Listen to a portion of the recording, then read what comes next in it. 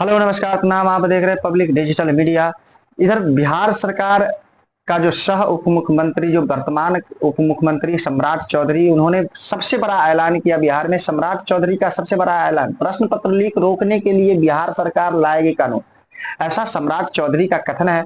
NEET और शिक्षक नियुक्ति परीक्षा के प्रश्न पत्र लीक होने के बाद बिहार सरकार ने अब एक्शन में दिख रही है। बिहार सरकार का अब प्रतियोगिताओं, परीक्षाओं को कदाचार और अनियमितताओं पर अंकुश लगाने का उद्देश्य से एक कड़ा कानून बनाने की योजना बनाई है। भाजपा के प्रदेश अध्यक्ष सह बिहार के उप मुख्यमंत्री सम्राट चौधरी ने नीट प्रश्न पत्र लीक के मामले को लेकर पूछे गए सवाल का जवाब में कहा कि जांच चल रही है, इसमें जो दोषी पाए जाएंगे उसे बख्शा नहीं जाएगा। इधर सबसे बड़ी खबर, लोकसभा चुनाव की सबसे बड़ी खबर है। लोकसभा चुनाव के नतीजे आने के बाद महीने भीतर जेडीयू शनिवार को नई दिल्ली में अपनी राष्ट्रीय कार्यकारिणी पर बैठक कर रही। यह बैठक ऐसे समय पर हो रही थी जब राज्य का भाजपा का वर्ग की मांग की। पार्टी ने अलग विधान सभा चुनाव में अपना मुख्यमंत्री पद का उम्मीदवार खड़ा करना चाहिए। हालांकि जेडीयू और भाजपा नेताओं के दोनों दलों के बीच संभावित अविश्वासों को दावों खारिज कर दिया गया है। नीतीश कुमार जहां जेडीयू के राष्ट्रीय कार्यकारिणी बैठक में यह दिल्ली पहुंचे तो बिहार के दो बड़े नेता जिम्मेदार बढ़ा दी गई है। इसमें भाजपा के सम्राट चौधरी और इधर जेडीयू के विजय कुमार चौधरी है। इस जिम्मेदारी के बाद अब दोनों नेताओं को भूमिका बढ़ जाएगी। इधर शिक्षा विभाग का एक और सबसे बड़ी अपडेट खबर आया है। शिक्षा विभाग ने राज्य का सभी सरकारी स्कूल के लिए 1 जुलाई से नई समय सारणी तय की गई है। इसके तहत सुबह 9 बजे से 3:15 बजे तक चलेगी और शिक्षकों का छुट्टी 4:30 बजे होगी। ऐसा शिक्षा विभाग का सबसे बड़ी अपडेट है। शिक्षकों के लिए प्रति सप्ताह न्यूनतम 45 यानी 45 शिक्षण घंटे तय किए गए हैं, जिसमें तैयारी के घंटे शामिल है। इसलिए सोमवार से शनिवार तक प्रतिदिन 7.5 घंटे शिक्षक कार्य करेंगे। 9 से 9:15 बजे तक प्रार्थना व्यायाम होगा। शिक्षक स्कूल 10 मिनट पहले आएंगे।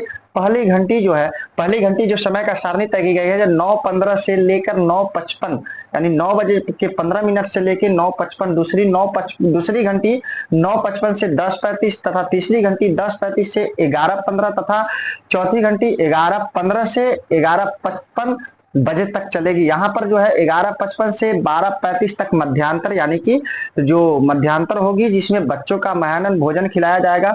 पांचवी घंटी 12:35 से 1:15 तक तथा छठी घंटी 1:15 से 1:55 तथा सातवीं 1:55 से 2:35 तथा आठवीं घंटी 2:35 से 3:15 तक चलेगी। बच्चे का जो छुट्टी है 3:15 में हो जाएगी। 3:15 के बाद 3:15 से 4 बजे तक मिशन दक्ष के अंतर्गत विशेष कक्षा जो है चलेगी। इसमें विशेष बच्चे जो है भाग लेने वाले शामिल होंगे, जिन्हें छुट्टी 4 बजे तक होगी। और शिक्षक का यह मध्यांतर सबसे बड़ी अपडेट खबर है। इधर बिहार में शिक्षा विभाग का सबसे बड़ा ऐलान, सबसे बड़ा खबर अपडेट्स लेकर आया। शिक्षा विभाग के पूर्व अपर मुख्य सचिव के पाठक विभाग से विदाई के बाद राहत की सांस ले रही है। सरकारी स्कूल की शिक्षक के लिए अच्छी खबर नहीं है। शिक्षा विभाग के नए अपर मुख्य सचिव एस सिद्धार्थ अचानक निरीक्षण करने लगे, लेकिन जब उनका अंदाज अलग है। देखिए, जैसे के पाठक का जो काम करने का अंदाज है, उनका एस सिद्धार्थ जो नए मुख्य अपर सचिव आए हैं शिक्षा विभाग में, उनका अलग काम करने का अंदाज अलग है।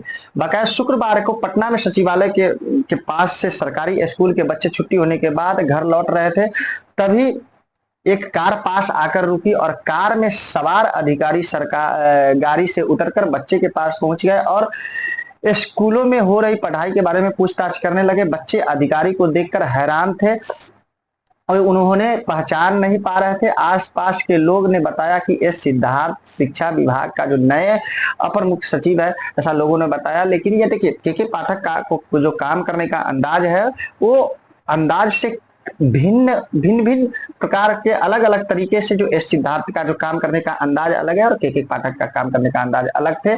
और यहाँ पर देख रहे हैं कि शिक्षा विभाग के लिए इस नई बड़ी सबसे बड़ा अपडेट खबर है, जो शिक्षक के लिए अच्छी खबर भी नहीं है, क्योंकि इसका अंदाज इससे भी ज्यादा रुतबा है। इधर इधर राजनीतिक दल का सबसे बड़ी अपडेट्स खबर, जनता दल यूनाइटेड के राष्ट्रीय कार्यकारी अध्यक्ष बनने पर पार्टी सांसद संजय झा की पहली प्रतिक्रिया सामने आई। उन्होंने कहा कि हमारे नेता और हमारे राष्ट्रीय अध्यक्ष सीएम नीतीश कुमार ने मुझे बहुत बड़ी जिम्मेदारी दी है, मैं उनका आभारी हूं और नीतीश कुमार ने बिहार को बदल दिया है। यह चुनाव बिहार में जो हुआ है इससे पता चलता है कि हमने 40 में 30 सीट जीते हैं। हमने 243 में से 177 विधानसभा सीटों पर जीत हासिल की है।